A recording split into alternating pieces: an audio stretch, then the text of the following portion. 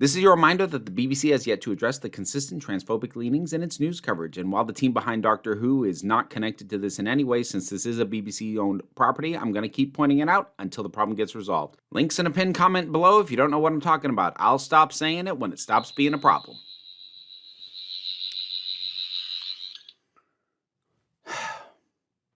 Here's a question for you. If something is better on the second viewing, does that mean that the problems you had on the first viewing shouldn't count?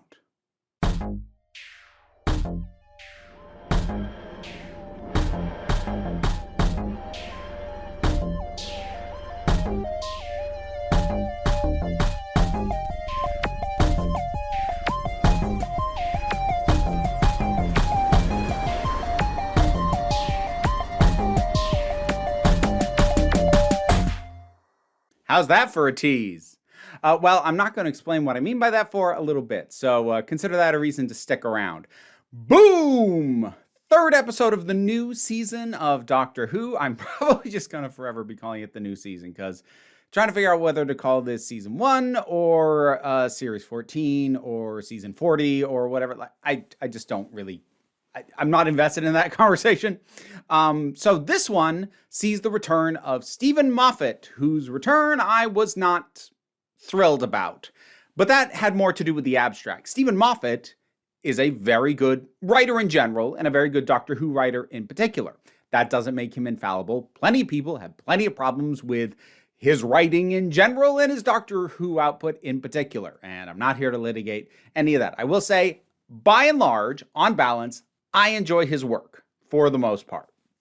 And definitely people are quick to point out a lot of his best work was done when he was writing episodes for Russell T Davies, who's now running the show again. So back when Doctor Who was first revived, that yielded episodes like The Empty Child and the Doctor Dances, Blink, The Girl in the Fireplace, Silence in the Library and Forest of the Dead, which are all phenomenal.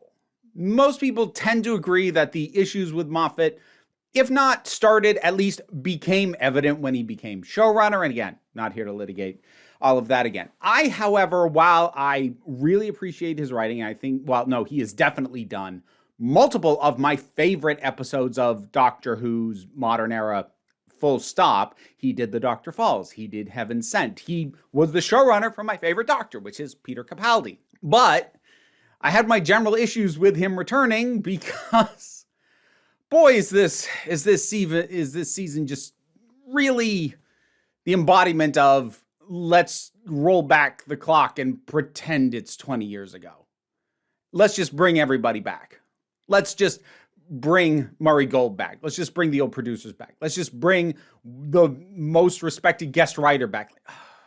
Crying out loud. Now, that, of course, didn't preclude this from being a good episode, but that just, it fed into something that is annoying me about this entire era. So, you know, that's not great. But, of course, this has every possibility to be really good. And for the most part, it is. There is that thing that I teased at the beginning, but again, I want to save that for the back end because I'm going to be on that for a while to explain the nuances of what it is I mean. So let's start with the good stuff. Nice, clean, simple setup. I like that. One of Moffat's problems when he was the showrunner was getting overly complicated. That was usually more of an issue with his series finales than anything else. Try rewatching The Wedding of River Song sometime. That thing is a mess. But he would just get overly twisty and knotted. Like, I don't even like Big Bang that much. A lot of people do, but the reason I don't like that episode is because it doesn't feel like a story. It feels like just connecting all the dots and untangling the knot of the narrative that had been going on up to that point. It doesn't actually feel like it has a story to tell past doing that. But this nice, clean, simple setup. Doctor is standing on a landmine, and how do we deal with this? Now, some people have kind of mocked and joked, you know, this was just an opening, like, few-minute scene back in the Fourth Doctor's era. Harry, I'm standing on a landmine. They're going to stretch that out to an entire episode. Yeah, what's wrong with that? I, broadly speaking, like a deep exploration of a simple setup. I like bottle episodes of shows. I like things restricted to one location and a small cast. Like, there's nothing wrong with huge expanses, big, epic and really mind-bending stories, but sometimes just really digging in and giving us an examination of a premise and or characters, I really like that. So we're starting on real good footing. And I will say right now, Shurigatwa, wow, does he absolutely nailed this. Like, you need to realize how many restrictions were on his performance. He could barely move. He had such limited movement, even of his head, that it just restricted him so much, and especially given how vibrant and you're just constantly moving he has been up to this point. To see him limited to that and still see him deliver an amazing performance, this whole thing kind of hinged on his ability to deliver a solid performance with very few of the performance tools that he has been making ample use of up to this point, and he does it, and it's great. Ruby is also still good in this. Their dynamic is still good. I do think this is a much more of a showpiece for Gatwa than it is for Millie Gibson, but their dynamic is still really good. There is absolutely that moment where the doctor says, Ruby, I forbid this. Yeah, good luck with that. I mean, you could also say that feels very much like a Moffatism. It sounds like 12 and Clara, but it also fits these two. And I've kind of already made the comparisons that Millie Gibson's character of Ruby Sunday is in a lot of ways an amalgamation of characters like Rose, Amy, and Clara for various aspects. So I don't really have a problem with that. But again, if you find Moffat's, eccentricities or the things that he tends to do as a writer annoying, that exchange will probably jump out to you. It did to me a little bit, but in a good way. We have a wonderful core theme and message to this, because this is not just a message of war bad. It's not even just a message of capitalism bad, because Moffat did that phenomenally already in Series 12, most especially with the episode of Oxygen. But that anti-capitalism runs through that entire series. No, sorry, not Series 12. Series 10, 12th Doctor. Sorry, got numbers mixed up in my head. But there is a wonderful streak of that in that series. But here, it's not just anti-capitalism. Let's get more specific. War profiteering. What is the extreme situation that comes up when you have corporate, profit-driven entities whose business is war and death? And as I said, when I talk about episodes like Oxygen, this is what I really like science fiction to do. To take a situation and a scenario and a dynamic that exists in the world we live in, drive it to a further extreme to show, by going to the far end with it, show the inherent problems with this, even as it exists right now. Because there is inherently an issue that people profit off of war and off of death. Much like how it's kind of an issue when you run healthcare as for profit, because that means you benefit from sickness and death.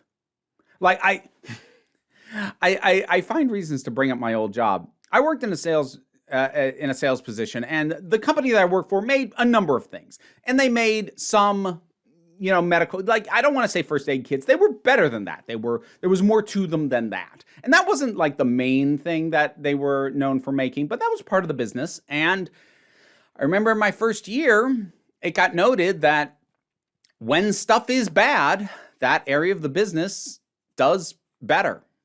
When natural disasters happen, that area of the business does better. When people are paranoid, that area of the business does better. And I remember just feeling gross at that realization, like, Now, thankfully, the company I worked for did not have the ability to influence things, to manufacture situations where they could therefore sell more stuff. But the simple core fact of the world goes bad is good for us was still at play. And here, tying it specifically to war profiteering, let's push it to the extreme. What happens when you have a company that makes its money off of war? What is the most profitable situation? perpetual war. What is the best way to ensure that a war never ends? Have them fighting nothing. Have them not even fighting something that they can eventually defeat or could eventually defeat them. They fight themselves. They don't even know it. They keep dying. They keep needing the products. They keep buying. Is that literally a scenario in which we exist in here in the real world? No, but it's the natural extreme of situations that we do have. And I like that that is the core thing going on here beyond the character explorations.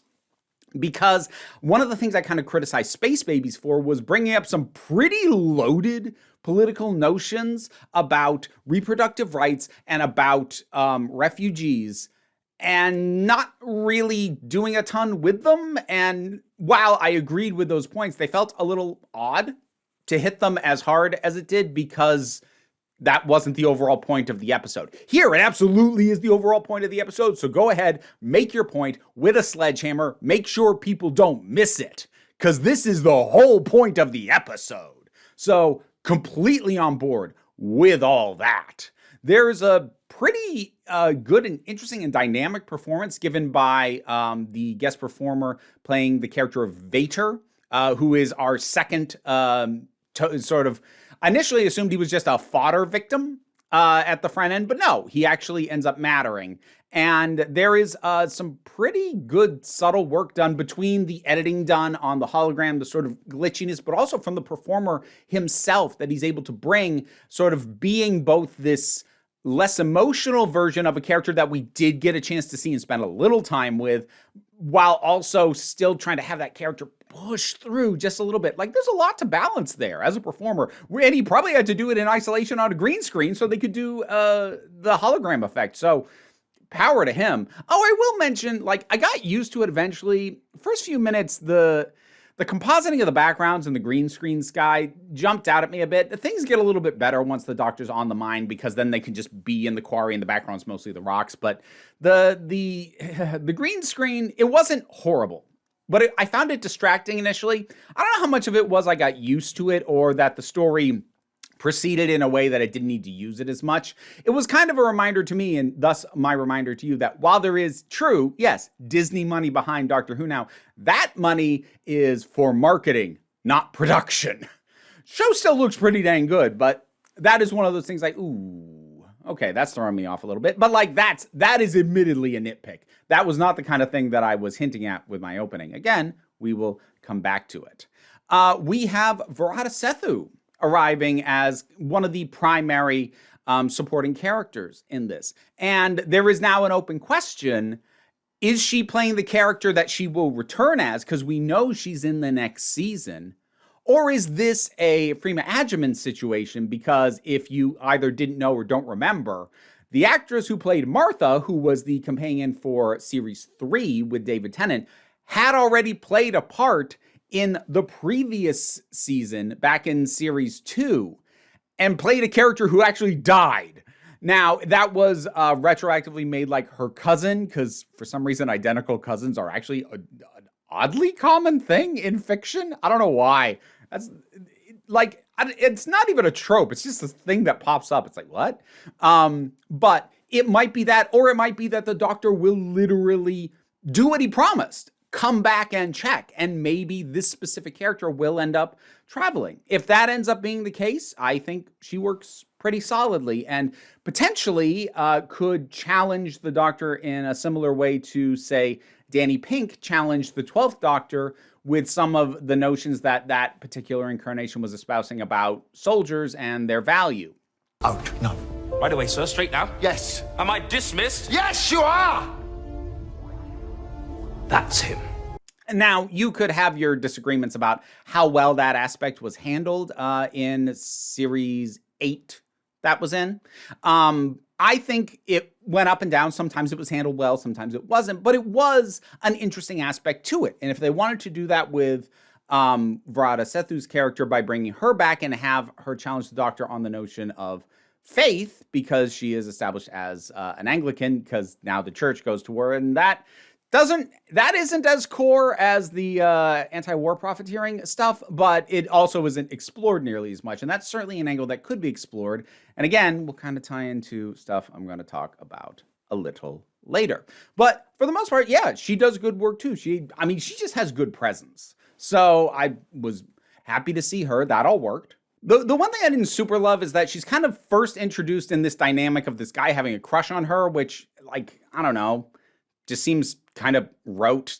Like, I guess it's an easy way to establish the dynamic between the two of them, but I don't know. I rolled my eyes a little bit. And the times that idea sort of came back up, this idea of him having a unrequited question mark, maybe requited, crush on her. I'm like, I don't care about this aspect. Like, why can't it just be, they're just close? Why can't people be why can't men and women be platonically close? I don't know. Like, that is a long running storytelling issue, at least in mainstream American and European entertainment. But anyway, what I will grant is, while I don't like the crush, there is a reason for him to be here, because he gave us that moment of shooting Ruby, and I won't lie, I gasped when that happened. Some of the escalations of the situation feel a little bit contrived, like when the kid shows up, but when that happened, no, that was solid. So I kind of already talked about the twist that the corporation that makes the ambulances, the mines and everything has orchestrated the situation. They're not actually fighting anybody. I called, not the exact specifics of that twist, but I did call the fundamentals of it pretty early on.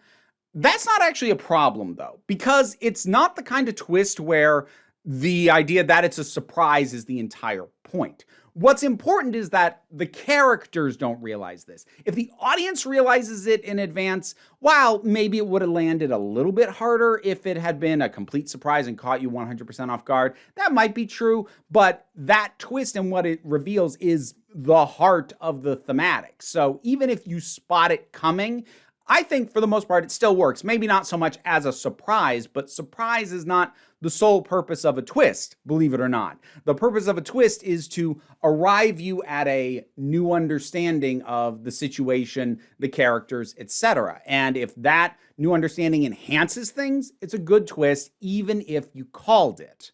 So I think that all works really well. I'm not really going plot beat for plot beat through this one because, again, the setup is so simple. It is mostly just, how do we get him off this mine and not all die? And there aren't a ton of plot specifics for me to go over, aside from the stuff that I kind of want to get into that I alluded to at the front end. So let's just talk broadly about the question I asked at the beginning. If you watch something, and there are aspects of the experience of taking it in that just kind of, that's not really working for me. But then something happens a little bit later that either softens that issue or gives you a different perspective on that issue. So now it's working. Is that actually still a problem? My general answer to that is, yeah. The reason I kind of bring this up is because I think there's a tendency when something works better or is resolved and makes more sense when you watch something the second time. I think there is a tendency, both by fans and sometimes even critics, to assume that, oh, well, my issues with it the first time, I shouldn't count those because it's not really a problem. I just didn't know everything. Except I'm going to argue that, well, if it's an issue for you up until you are given a certain piece of information or a certain additional bit of context, that still hampers your viewing experience up until that point. That is not meaningless, even if that experience will never repeat on each subsequent viewing, because you will go in already knowing the thing that makes the thing that didn't work for you okay from the start. I would actually still say that's a little bit of a problem. So that's what I'm going to explore now. And I have 3 examples of these. And admittedly, 2/3 of these, the first one I'm going to talk about, are incredibly specific to me and probably not issues that anybody else would have had. The third one, I think, is the one where if you don't follow me on the first 2, you'll understand what I'm talking about when I get to the third one.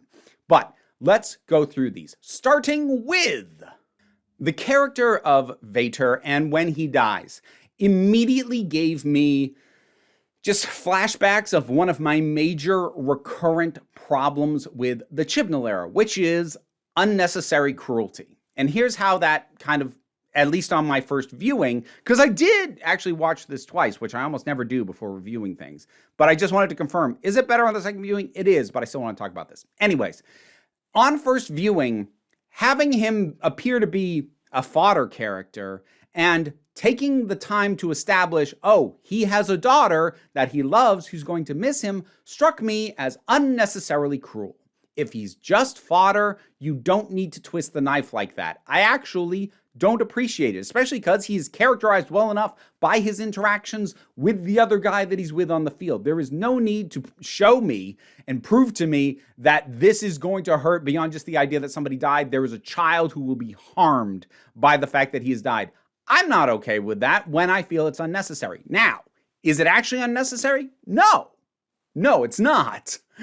Because Vader and the whole thing with him, and even specifically the dynamic with his kid, are all really core to where the narrative is going. So it's not needless cruelty. It is, in fact, important to the story. But up until he showed up in that hologram, I had the experience of watching this hampered for me because I was reminded of every time Chris Chibnall gave us one tiny extra piece of information just so that they could kill somebody off and claim that it like, oh, but it's not just a faceless fodder. You knew this security guard was a grandfather. You knew that this guy had a boyfriend. I'm like, that is needless knife twisting. And this ultimately isn't, but it felt like it was up until the more information was revealed, i.e. the hologram showed up to reveal to me that it wasn't.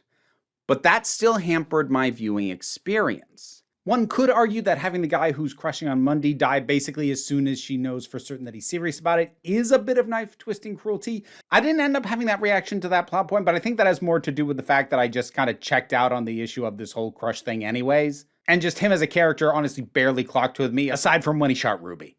The next one is the doctor berating Varada Sethu's character for her faith. Faith. The magic word that keeps you never having to think for yourself.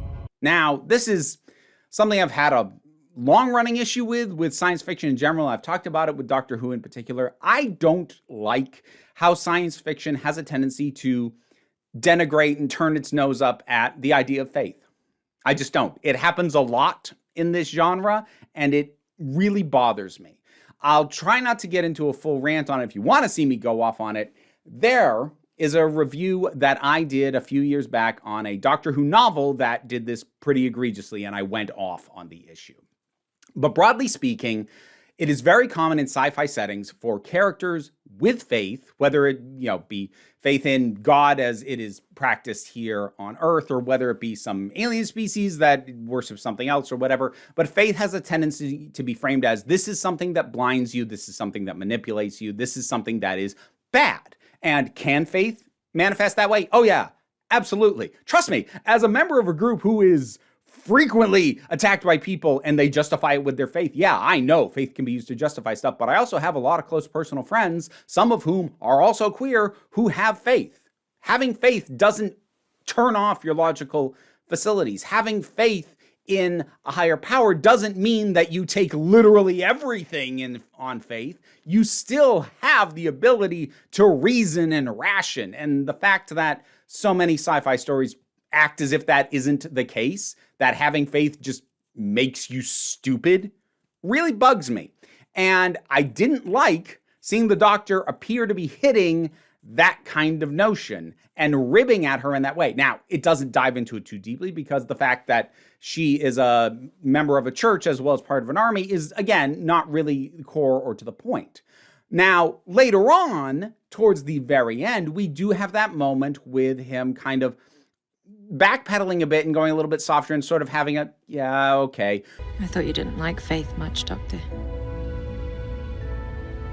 Just because I don't like it doesn't mean I don't need it. Which makes it very easy for me to read on any subsequent viewing that his attack on her in that moment was driven by the stress of the situation, and it's just something that the heightened circumstances brought out of him and is not something that the character actually deeply believes or might say under normal circumstances, and that does make it more okay. But again, up until the very end where that kind of got walked back a bit, that was another thing that hampered my ability to enjoy this, because we went from, oh God, this episode is just doing needless cruelty. Oh, it's not. Oh, okay.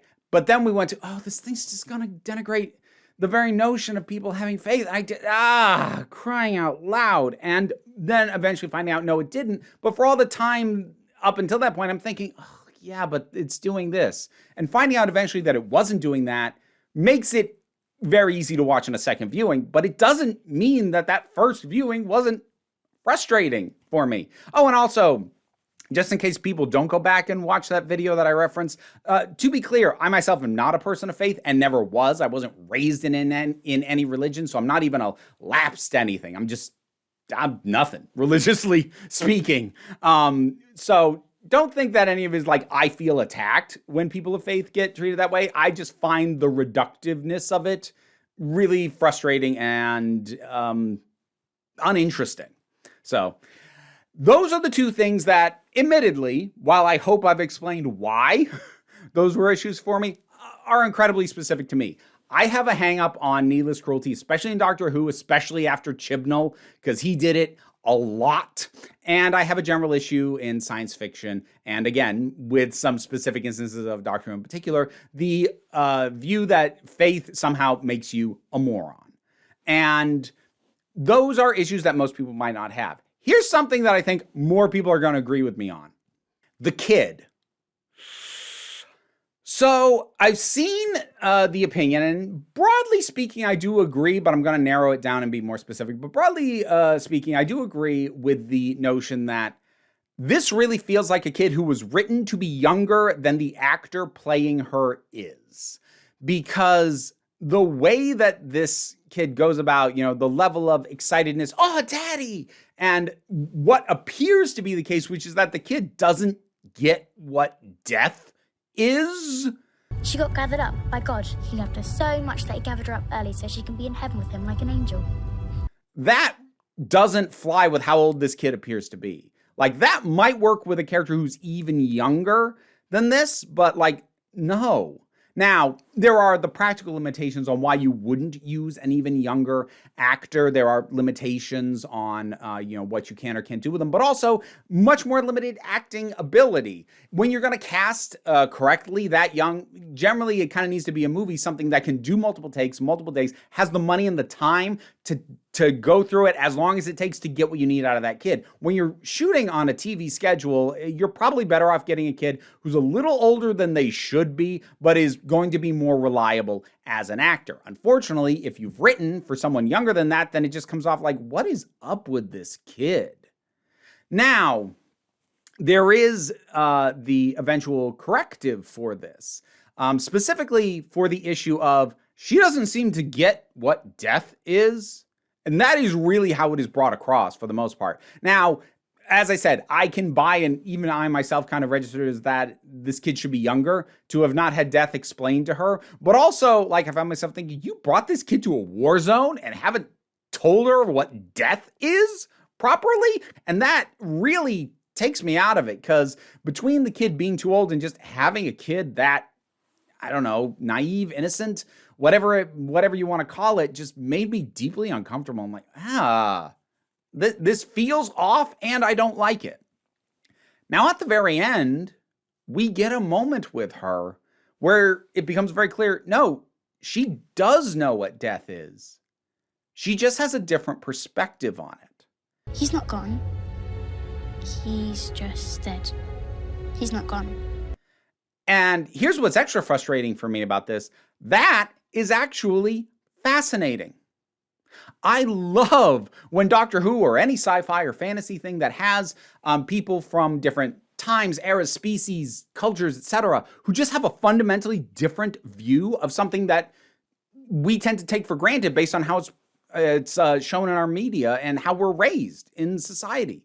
To have a fundamentally different view of death. Like, she clearly knows what death is, but she just isn't viewing this whole thing through the lens of how the Doctor expects her to be. Now, does it still come across in just in terms of the words she says and the dialogue that maybe this still should have been a younger kid? Yeah, I'd say that doesn't fix that issue. But the general idea that really threw me off, the idea of this kid doesn't know what death is, like, oh, she does. Oh, she just doesn't think of it the way the Doctor assumed she did. That's really interesting. And it's a last-minute addition that, in my mind, only fixes the problem when you watch it again. It doesn't fix the awkwardness and discomfort that I felt watching it the first time and watching this kid. And I'm not going to blame the child performer. I think she did about as well as she was going to do with this dialogue under the shooting circumstances she would have had. But yeah, that I was building up to that one because I think that's the one people are going to be most able to relate and understand what it is I'm even on about. So yeah, I'm not going to break down the time on whether or not I spent more time talking about my issues with this than what I liked about it. The thing was, my issues with it kind of allowed me to give examples of a larger question. And when that happens, I tend to spend more time talking about it because I do think it is a question worth asking. Does, this thing later on justify it, make it okay that something wasn't working until you gave the justification? And my general argument on that is, no, not really.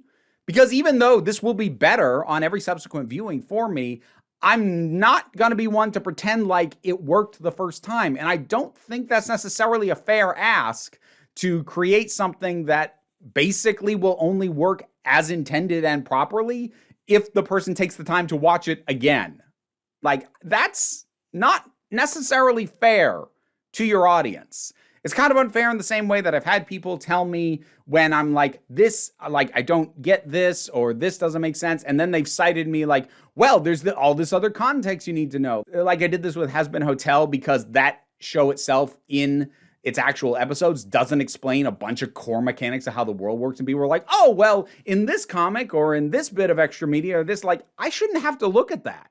I came for the show and I watched the show. And is it better if I know all this stuff? Yeah.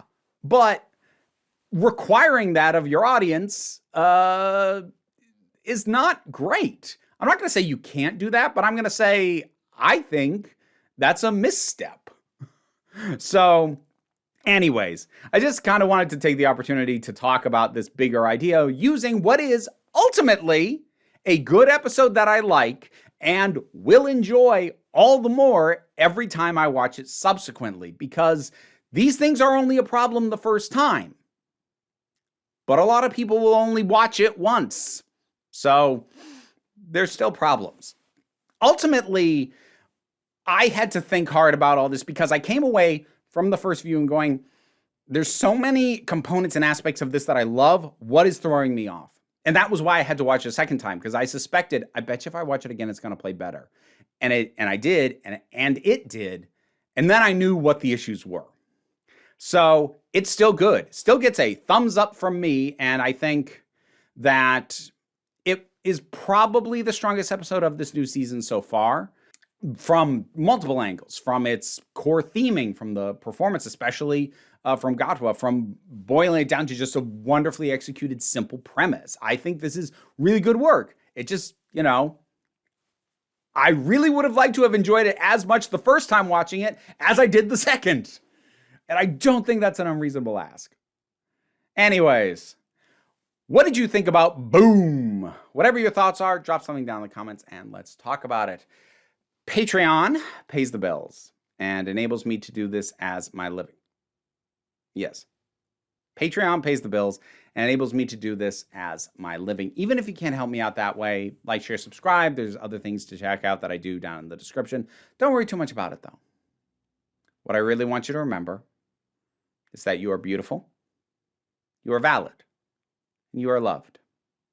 You are the council, and I'm just running the meetings. And until next time, this council is adjourned.